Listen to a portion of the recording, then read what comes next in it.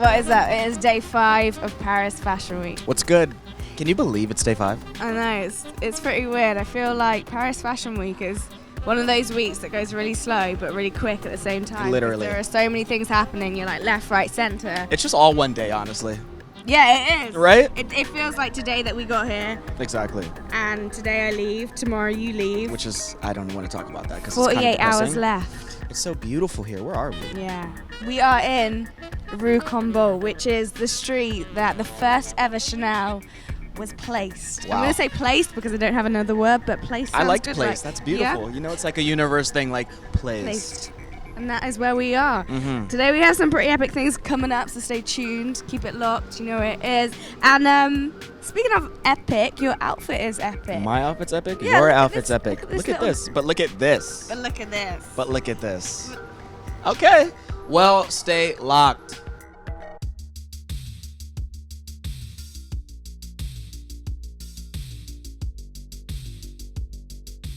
This morning we sent Noah to Sies Marjan to talk to Sander, the brand's creative director, and he spoke about his first menswear collection.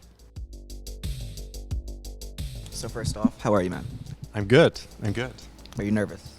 I have to say a little bit. Initially, I was like, oh, it's fine. Like, you know, it's just another show.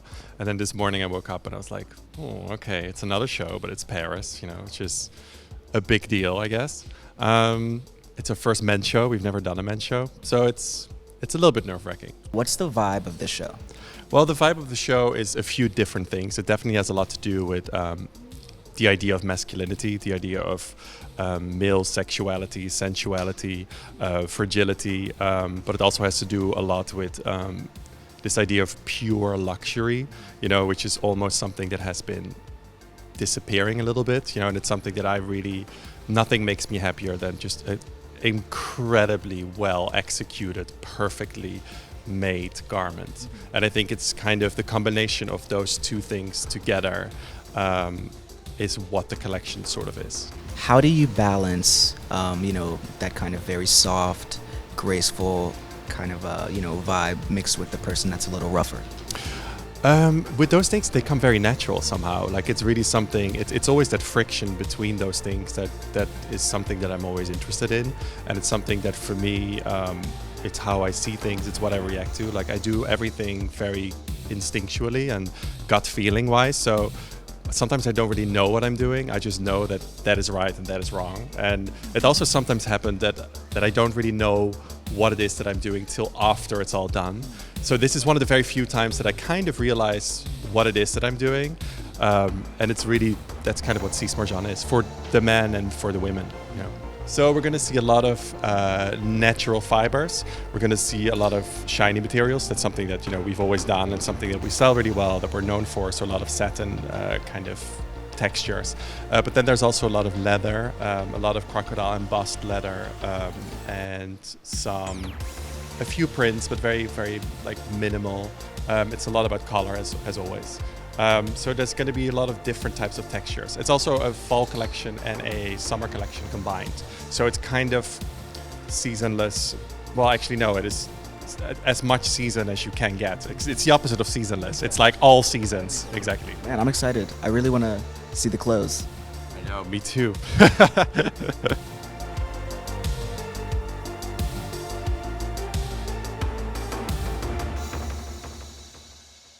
Keep it locked. Noah is heading backstage at Rhude to check out their first menswear show in Paris.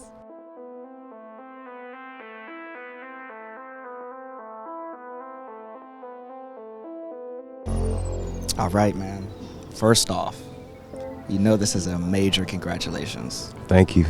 Major. Really? First off, like, the minute you even, like, type in Rhude, dude, our interview from last season pops up. That's crazy. And it's crazy, like, we were in that showroom, and now, dude, you have an entire school. Man, it's an honor. Thank you to my team. Yeah, man. My So team. what was the influence when you were like, all right, like, this is the direction I want to go in?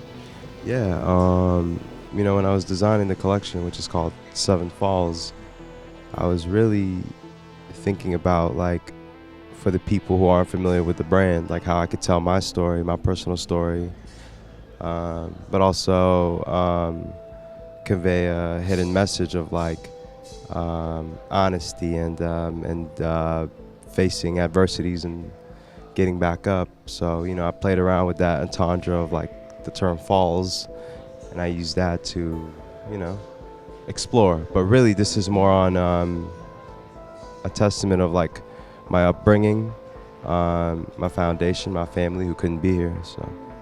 What was that process like? Was that all LA, or did you like travel all over the world for that? Well, we did our tailoring in Italy, and you know, the vibe always gets done in LA. More so, I think the focus for this collection is on exploring how we can, you know, open up new categories and what the Rhude brand really represents, like what the world is, and yeah. And also, we're in school right now, so why are we in a school right now? I'm trying to teach them. You trying to teach guys? Trying to school them on that? Trying to school. Is that really? No. I wanted to find a place that like hasn't really been used recently, and like where I could grow from. You know, I think my story has always been kind of going against the grain and doing what I think is feels right intuitively. You know. And you have any favorite pieces of the collection? The whole collection, I think. The whole collection. Yeah, the whole collection. Footwear, I think this season is super strong. But yeah, this is like, again, a representation of the body of work that I've done prior to this collection now. How do you kind of retell that story, even though, you know, there's so many people that already know it? Well, to me, I always try to see the brand as if it was someone's first impression, you know? And I think this would be the best one for me. Yeah. You know? What's really exciting about menswear to you right now? There's an open space for new creatives to come in and represent what they have to represent, you know? Dude, I'm so excited. I can't wait to show actually like starts. Also, because I know all your friends are going to be here. And I know that everyone is so proud off of like the Instagram posts. Yeah. Like you can just see everyone is so excited for you to like. This is just like a celebration for all. Thank you, man. Thank you. Much love. It wasn't so long ago we were in the showroom. You know? Psh. Facts.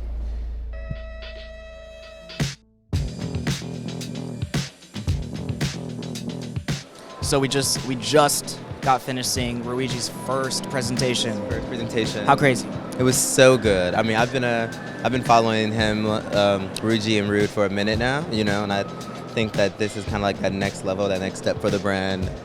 And I love how he didn't, you know, I feel like he didn't put too much pressure on himself to like change it up too much because it's a presentation. And he still felt very true to Rhuigi and true to Rhude. And I think it's just a bit more elevated. You know, I think the pieces are not too like crazy, right? And I think when the pieces are a bit more simple, you try and like overdo it with the styling. And I think that they were smart. Him and Matt Henson were smart in keeping it very chill, very simple, not trying to do too much with the styling, but it still looked so good. The accessories, those bags, like were amazing. You know, the footwear was great. Just a really great collection, cohesive, wasn't too many looks. It was like perfect. Coming up, Noah spoke to one of his favourite new designers, Reese Cooper. And Noah has pretty good taste, so I'd stay tuned.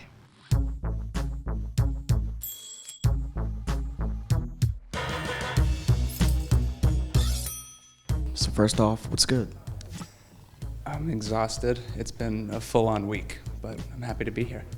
So talk about the influence of this collection. This collection is called How a Letter Travels. All the collections I do kind of follow like this chronological, hypothetical story that has parallels to like what's going on in like the company life that I'm running. And so this one is like, the basis is how far you're willing to go to like get your message across, deliver that message. And it's also like the parallels, like it's just getting to that point where it's like, all right, let's prove that we can take this seriously. Mm-hmm. So we just got like the CFDA, VFF nomination, and this collection is like the most elevated one I've done, like less streetwear than ever. And so it's kind of just like pushing that message. Then also just like, where do you take it from the last collection? That was my biggest thing after hitchhiking, and then this is what came out of it. When you have the concept, and you start to get into designing, what is that first thing that's like, all right, this is how the collection's gonna look? Is it like a certain fabric, or do you walk somewhere, see a movie or something like that? It's usually like based on how it's all kind of following this story. I kind of think of like, all right, how do we want to progress this story? And then just taking it from there, picking like the color palette that makes sense, figuring out like where it's going to be shot before I even like pick the fabrics, and then just making sure everything like works as this like cohesive scene. And something that I'm asking everyone that I'm interviewing is, what do you think is exciting about menswear right now? How inclusive it is. The fact that I can do this and be in Paris and be around you guys and everyone. It's just like a very inclusive scene right now. Like Virgil, Heron, everyone doing their thing. It's very different than 10 years ago. And that kind of opened the doors for people like me to be able to come and show this stuff. And now we have to look at some of your favorite pieces. Okay. Yeah, let's do it.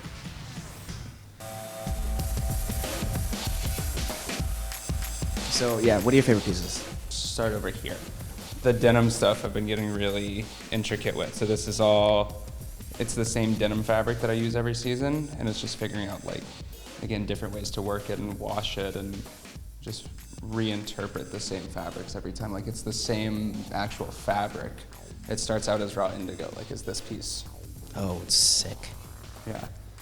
And these are fun. It's got like a little nod to the theme of the collection. This has the actual like box weight and dimensions of what you literally need to to ship this jacket. Yeah. And same with the jeans, but it's like the actual numbers. Wow. This is really, really good. Also, this. Yeah. This Please talk about this. You said that this is made out of recycled paper. Yeah, it's like 70-30 recycled paper and cotton. Just like as another nod to continue this collection, because it's all about the literal meaning, like how a letter travels. So it's like the recycled paper, and the embroidery is the blueprint of the post office in the town that we shot the book for. And it's just like full panel embroidery. The graphic goes straight over the back into the collar. Would you say like this is the craziest piece? Definitely most technical. Yeah, definitely Yeah. the most technical. Yeah. Okay. Oh, this too, man. Just super clean. Shout out to Camp Shirts, man. Yeah. No, I love these. I actually printed this one myself by hand. Oh, really? Like 3 hours before I had to fly. Man. But now I really want to talk about this accessory that's really been popping. This bag, man. Yeah. You've been wearing this all around Paris? Yeah, all week. Yeah. So I love this thing. This is the Watercolor Camo. So I couldn't find a camo fabric that I wanted to work with. Mm-hmm. And so I was just messing around with, like I went to the art store at like just before they closed, got a whole bunch of watercolor stuff, having never done it before. I was like, what do I need? Yeah. Did like 10 little camo patterns on paper, scanned one of them, rearranged the colors, and turned it into a repeat pattern. Printed on linen, cotton, and leather. So this is like the Watercolor Camo crossbody. Man. And most of the things that you do, you'd say that like you like to stay like in LA? Yeah, everything is pretty much made in the same building, like 90% of it. Dope, man. This is sick. The love. Pleasure.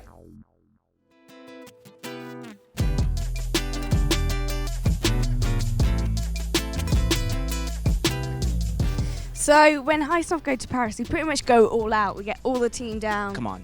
Literally, the entire office is here. Mm-hmm. We threw 2 bangers. 2 events, not Yes. one, but 2 events last night. Duh.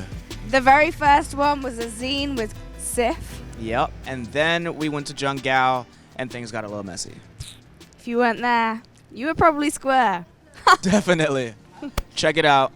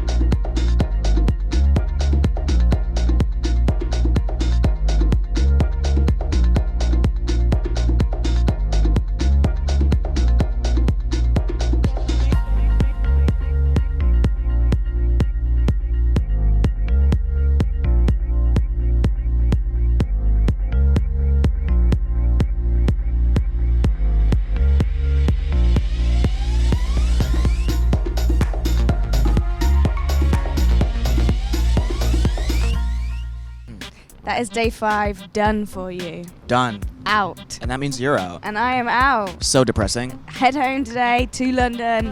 You've got 24 hours left. How do you feel about that? I mean, I guess I just have to keep running these streets like a hooligan. It is what it is, you know what I Take mean? one for the team. Dolo. Let us know what you thought. Comments below. Please. Tell us what you liked, what you didn't like. Mm-hmm. Tell us what you thought about this outfit. I mean, About my outfit? there's About a your sock outfit? and sandal situation going on here. And But check dig out it. this kind of, I don't even know what to It's call a little this. bit of Jean-Paul Gaultier. Oh, flex on him. One time. Let us know. Thank you so much for watching. Peace. Ooh,